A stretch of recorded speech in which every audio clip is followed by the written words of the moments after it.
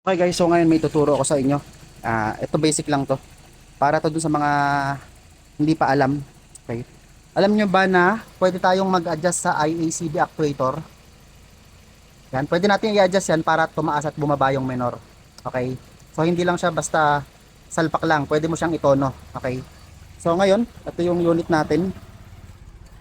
And kung makikita nyo ang RPM niyan, ayan, nasa 850, lagpas lang ng isang konting taas lang doon sa guhit bago mag 1 and normal operating temp. So ngayon, i-adjust natin 'yon, papakita ko sa inyo kung paano siya ni-adjust. Okay? So itong sensor na to, pwede mo tong pihitin, luluwagan mo lang yung mga tornilyo. Okay? So pag pinihit mo to, papunta dito sa kanan, tingnan nyo Yan. Tumaas yung RPM niya, di ba? Yan. Tumaas RPM na nung pinihit natin.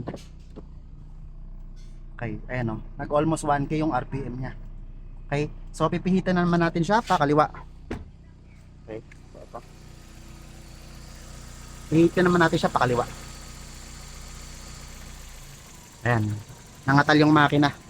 Kasi lumiit yung opening nung IACD housing, yung bulb niya. So tingnan natin yung RPM.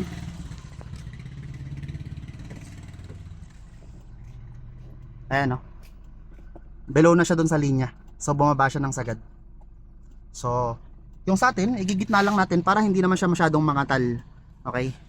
So igitna lang natin siya. Pihitin natin ng konti pataas.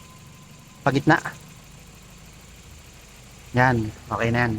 Ganyan setup natin. Ang RPM niya ay dapat 850 man lang. Ayan. Okay na yan. Lagpas lang ulit ng gitna.